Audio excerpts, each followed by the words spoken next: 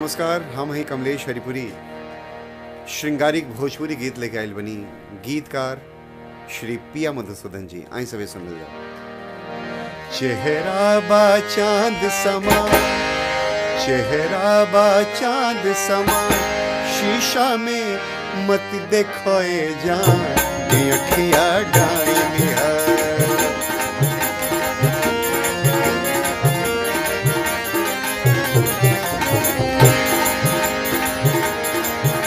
चेहरा बा चांद समा, चेहरा बा चांद समा, शीशा में मत दिखाए जान, अखिया डायनी है, अखिया डायनी है, अखिया डायनी है, अखिया डायनी है, अखिया डायनी है।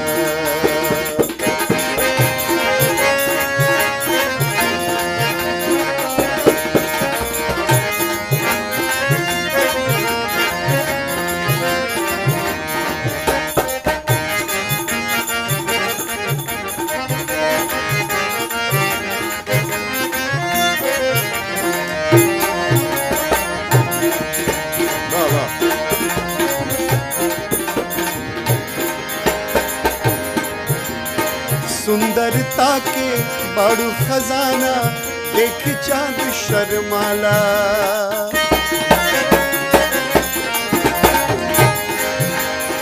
सुंदरता के बड़ू खजाना देख चांद शर्माला, बहुत ही फुर्सत से तोहके बनौले ऊपर वाला, अरे बहुत ही फुर्सत से तोहके बनौले ऊपर वाला।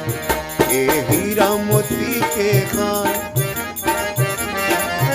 ए हीरा मोती के खान, आशिकन के हो परान, अखिया डायनी है, अखिया डायनी है, अखिया डायनी है, अखिया डायनी है।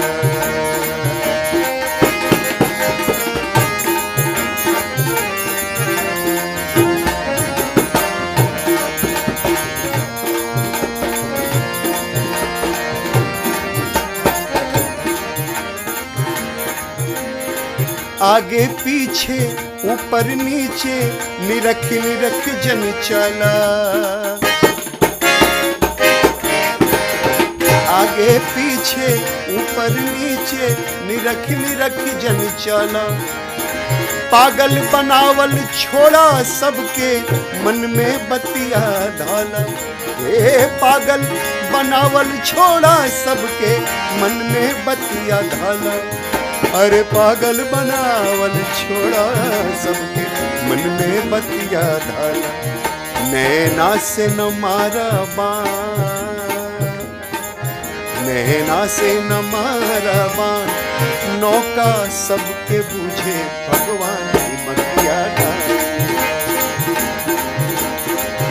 नैना से न मारा बाण, नौका सब बूझे भगवान, अखिया डायनी है, अखिया डायनी है, अखिया डायनी है, अखिया डायनी है।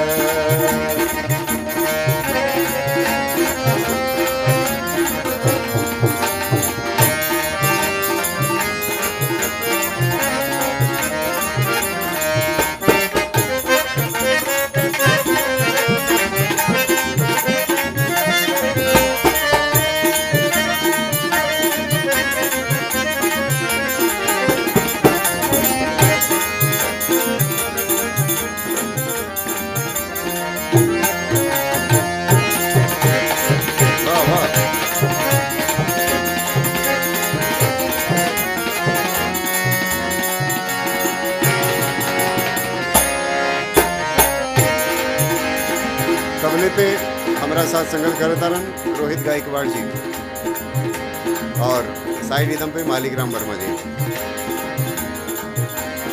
कुछऊ जो तोहरा हो जाई मधुसूदन ना जी है।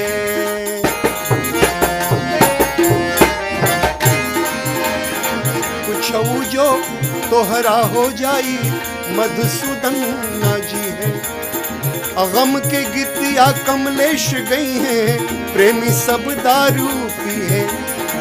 गम के गीतिया कमलेश गई हैं प्रेमी सब दारू पी है। अरे गम के गीतिया कमलेश गई हैं प्रेमी सब दारू पी है। तो आन मान सम्मान,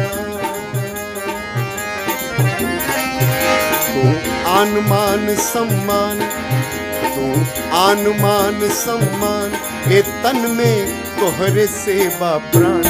अखिया डाइनिहा, अखिया डाइनिहा, अखिया डाइनिहा, अखिया डाइनिहा। चेहरा बा चांद समान, चेहरा बा चांद समान, चेहरा बा चांद समान, शीशा में मत दिखाए जान। अखिया डाइनिहा, अखिया डाइनिहा, अखिया डाइनिहा, अखिया डाइनिहा।